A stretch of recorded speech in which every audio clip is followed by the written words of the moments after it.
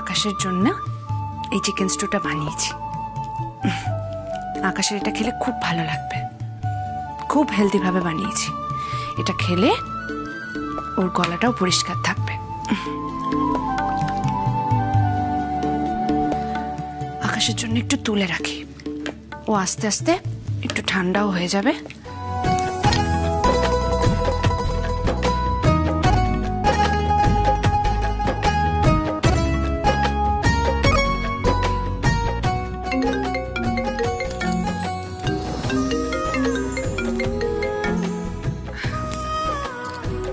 হ্যাঁ সুজয়দা বলুন, কি বলছেন? স্টেজ? না না, স্টেজ বেশি বড় করবার দরকার নেই। লাইট, হ্যাঁ লাইটিং তো হবেই, মানে যখন যেই গান চলবে সেই গানের মুড অনুযায়ী লাইট হবে, লাইটে ভ্যারাইটি থাকবে। আকাশ কি খাবে এখন যেটাতে মেশাবো? আকাশের জন্য কি জুস নিয়ে যাব, তাতে মিশিয়ে দেব? না না, আমি সেই খাবারটা নিজে হাতে নিয়ে যাব, সেটা বোধহয় ঠিক হবে না। এমন কিছু করতে হবে যাতে খাবারটা আলো নিয়ে যায়। হ্যালো হ্যালো, হ্যাঁ কি বলছেন? Charity ticket?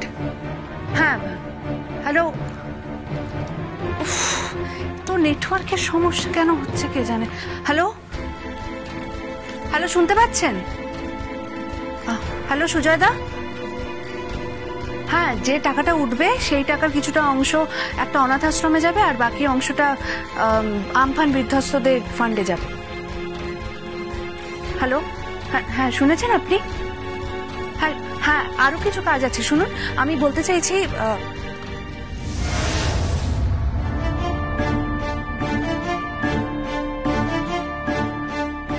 আলো এখন রান্নাঘরে নেই।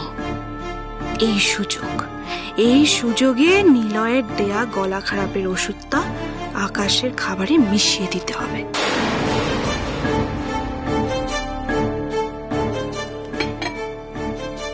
Chicken stew?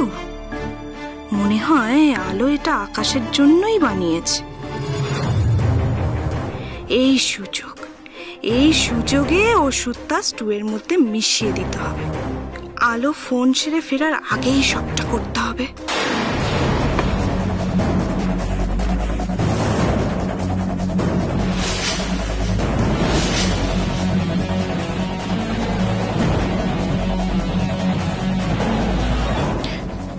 চামচটা কোথায়?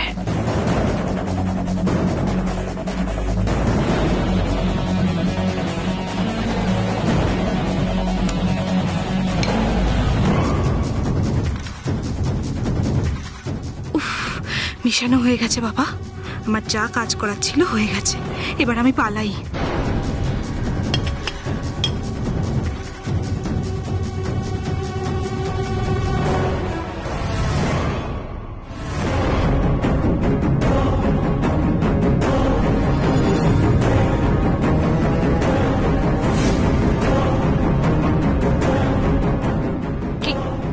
কি দেখছো? হ্যাঁ না, তুমি হঠাৎ রান্নাঘরে কি করছো তাই ভাবছি। এখন কি সেই কৈফিয়ত তোমাকে দিতে হবে আলো? না মানে তোমাকে তো সাধারণত রান্নাঘরে দেখি না, কিছু দরকার হলে তুমি আমাকে কিংবা বর্দি ভাইকে অর্ডার করে দাও, তাই একটু অবাক হলাম। মানুষকে অপমান করার প্রিয় কাজটা কি তোমার গেল না? না মেজদি ভাই, মানুষকে অপমান করাটা তোমার আর মেজদা ভাইয়ের প্রিয় কাজ, আমার নয়। তোমাকে রান্নাঘরে দেখলাম তাই আমি জানতে চাইলাম তুমি কি কারণে এসেছো। আমি আমার স্বামীর জন্য রান্না করতে এসেছি, ওর না আজকে একটু তাড়া আছে, তাই আমি রান্নাঘরে রান্না করতে এসেছিলাম। তুমি আমাকে বলো না মেজদা ভাই কি খাবে, আমি বানিয়ে দিচ্ছি। নেকা, ভালো মানুষের নাটক করা হচ্ছে না? তুমি তোমার স্বামীর যত্ন করবে না অন্য লোকের কথা ভাববে? নিজের স্বামীর তো আজ করবে না, আমার স্বামীর জন্য খাবার বানাতে যাবে? হ্যাঁ, কোনো দরকার নেই, আমি আমার স্বামীর খাবারটা না নিজেই বানিয়ে নিতে পারবো। ঠিক আছে, করে ফেলো।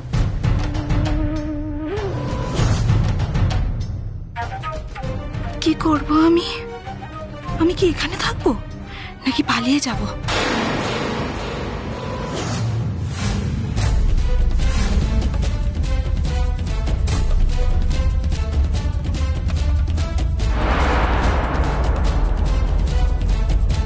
চামচ এখানে আকাশের স্টুয়ের বাটির পাশে, এই চামচটা কোথা থেকে এলো? আমি তো কোনো চামচ রাখিনি। তাহলে আমার কি কোথাও ভুল হচ্ছে? হ্যালো,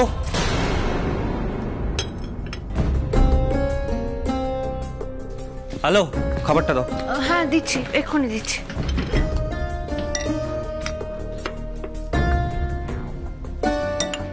এই না, এই স্যুপটা খেয়ে নাও। এই স্যুপটা খেলে দেখবে গলার স্বরটা ক্লিয়ার থাকবে। তার আগে ফাংশনের স্টেজ ডিজাইনটা আমাকে একটু দেখাও। হ্যাঁ দেখাচ্ছি এক্ষুনি।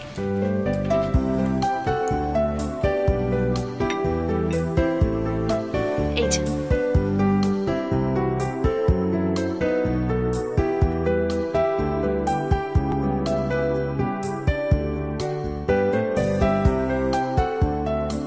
এইবার আকাশ স্টুটা খাবে, আর আমি চোখের সামনে দেখবো আকাশের গলা খারাপ হয়ে যেতে?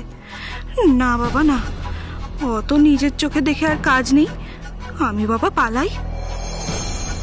যাই।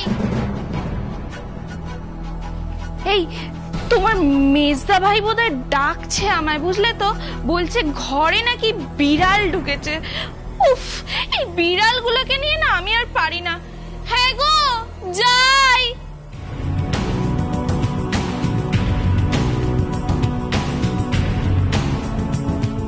মিষ্টি ভাইয়ের হঠাৎ কি হলো? এরকম অসংলগ্ন কথা বলছে কেন? মনে হচ্ছে কিছু চুরি করেছে, কোনো অন্যায় কাজ করেছে, এক্ষুনি ধরা পড়ে যাবে।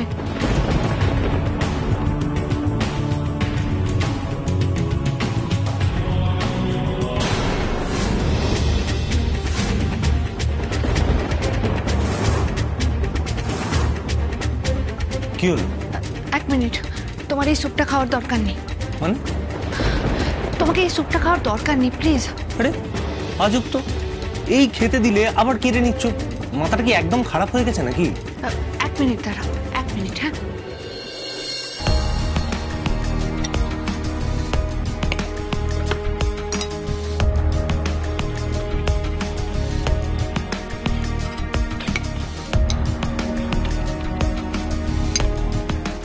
এই নাও, এইটা খাও।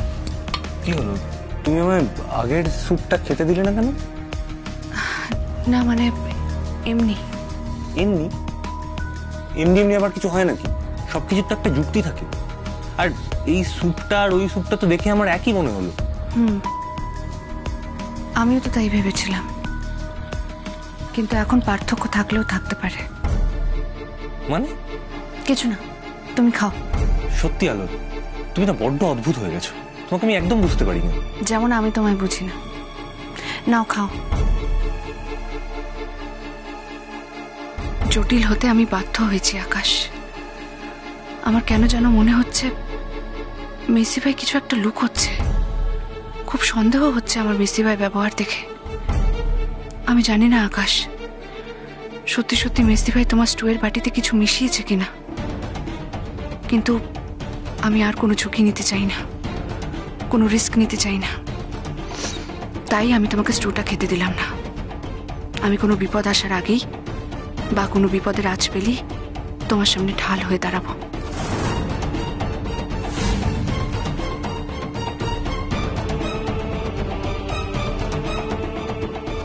উফ, কি চোখ জোড়ানো দৃশ্য।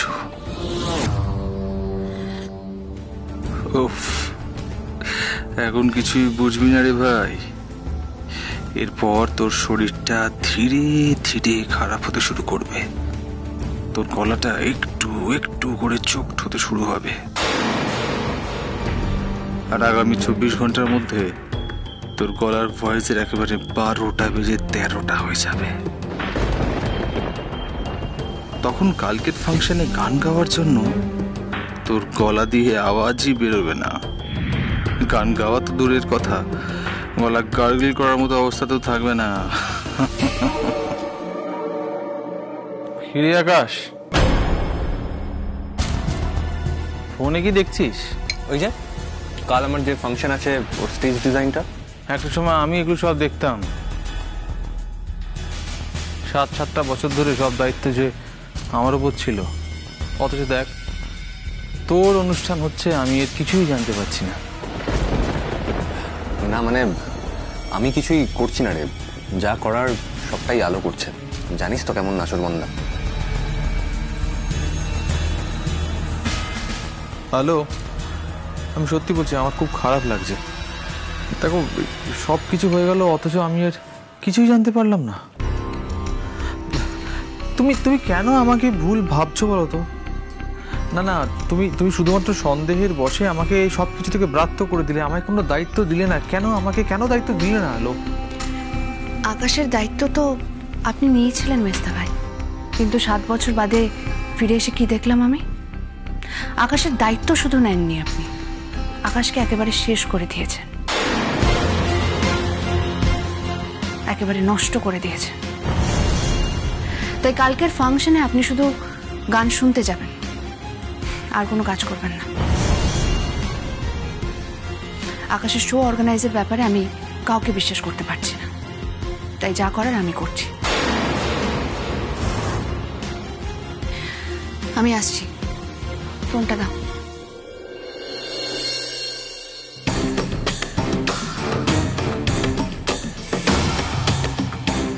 করো আলো, করো, সব নিজে হাতেই করো।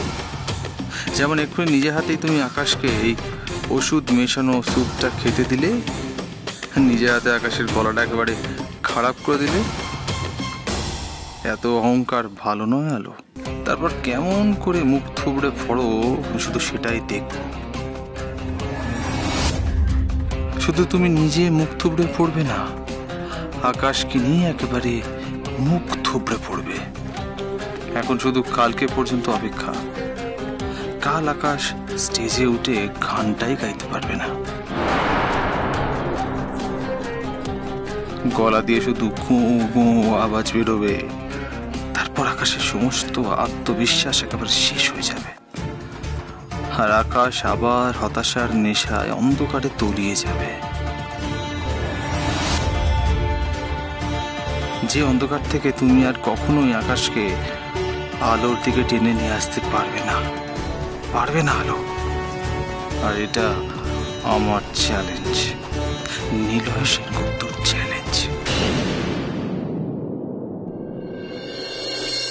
এই যে এটা হলো আকাশের স্টেজের স্কেচ, ওকে? আকাশ স্টেজের ডান দিক দিয়ে স্টেজে উঠবে, ব্যাক টু অডিয়েন্স দাঁড়িয়ে থাকবে, আর তারপরেই একটা স্পটলাইট এসে আকাশের ওপর পড়বে, তারপরেই আকাশ গান শুরু করবে। বোঝা গেছে?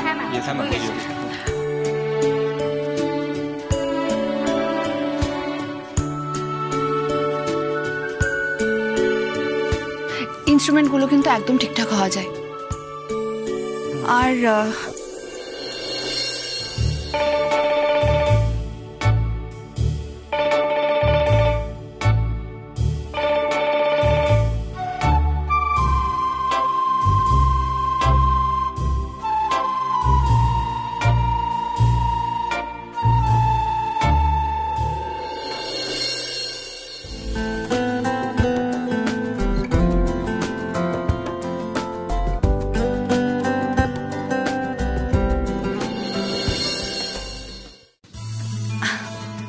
শুনুন, স্টেজ একদম রেডি। আমি 3D এফেক্ট চাইছি, আর চারিদিকে LED লাইট থাকবে। ম্যাম দেখুন তো এরকম লাইট।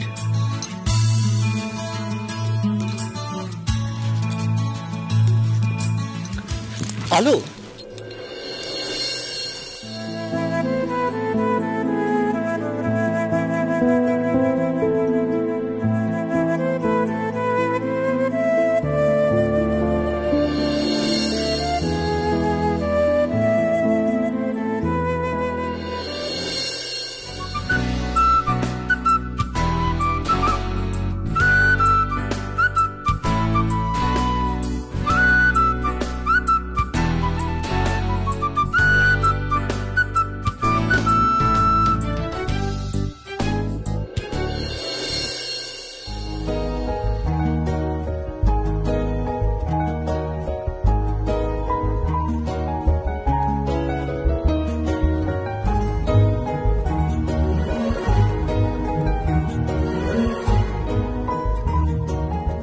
দেখেছো তো আলো কিভাবে ভাইয়াকে লেজে খেলাচ্ছে? দেখতে তো সবই পাচ্ছি, কিন্তু বেশিক্ষণ এটা আমাদের দেখতে হবে না, কারণ আমিও দেখবো ওই আলো কতক্ষণ আর আকাশকে ল্যাচই খেলাতে পারে। আরে বাবা, কিছুক্ষণ পর তো এই ল্যাচটাই আর থাকবে না, খেলাবে কি করে?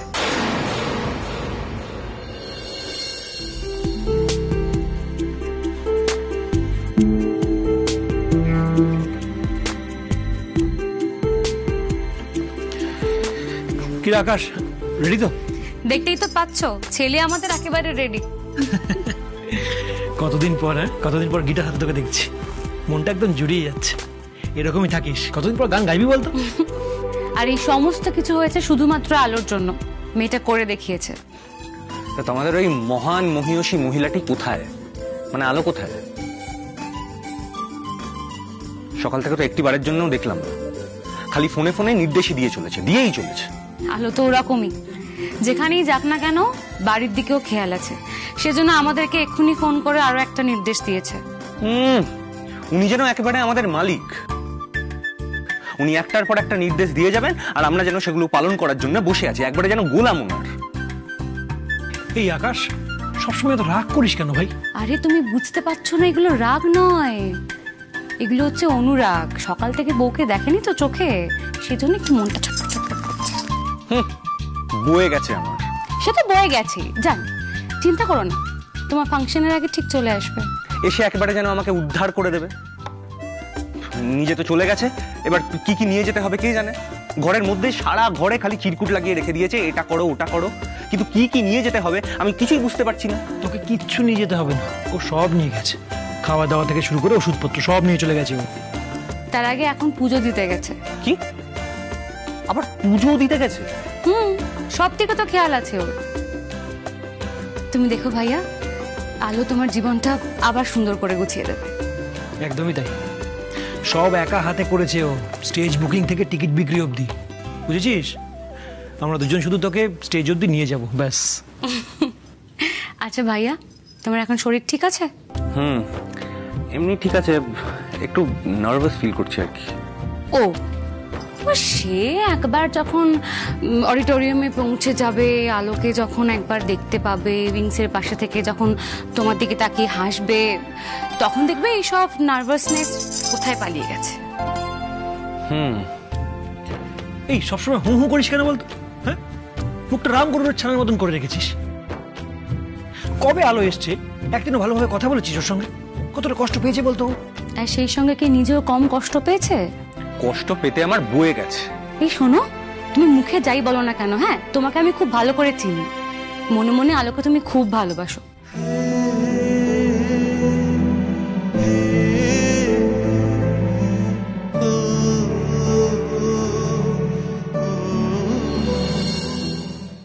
কি রে, কি ভাবছিস?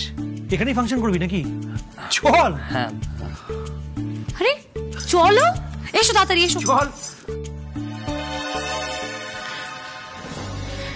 দেখলে তো, দেখলে ওই আলোর বর আকাশ গিটার কাঁধে ঝুলিয়ে কেমন করে চলে গেল গান গাইতে। তুমি কিচ্ছু করতে পারলে না, তুমি আমায় বলতে না আমি মাথা মোটা, আমি বোকা। এখন তো দেখছি তুমিই কাজ কলা। ও স্টেজে উঠে যাবে আর তুমি কিচ্ছু আটকাতে পারবে না। এই থামো থামো থামো, অনেক বক বক করছো, কচ কচ কচ কচ করছো, ঘন্টাটা চুপ করো তো। ও গান গাইতে গেছে, গান গেয়েছে কি? অনেক কিছু বাকি আছে রুচিরা, আমি তোমাকে বলে দিলাম, ও স্টেজে উঠতে পর্যন্ত পারবে না, গান গাইতে পারবে না, আমি সেটা হতে দেব না, কিছুতেই না। এই শো কি করে বানচাল করতে হয় সেটা নিলয় সেনগুপ্তর খুব ভালো করে জানা আছে। ব্যাস, স্টেজ একদম পারফেক্ট আছে, একদম রেডি স্টেজ। সব ঠিক আছে তো ম্যাম? হ্যাঁ হ্যাঁ, ঠিক আছে, সব ঠিক আছে। এবার যাও, তোমরাও গিয়ে তৈরি হয়ে নাও। Okay okay ma'am, okay, thank you ma'am, thank you.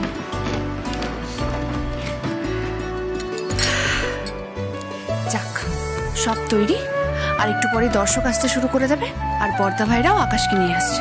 ব্যাস।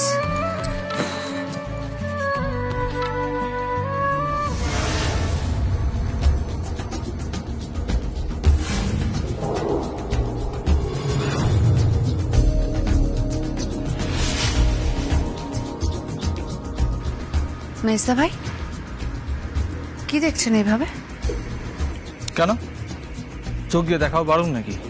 না, দেখা বারণ নয়, তবে মনে মনে কিছু ভুলভাল প্ল্যানিং করা বারণ। তার মানে? কি ভাবছেন?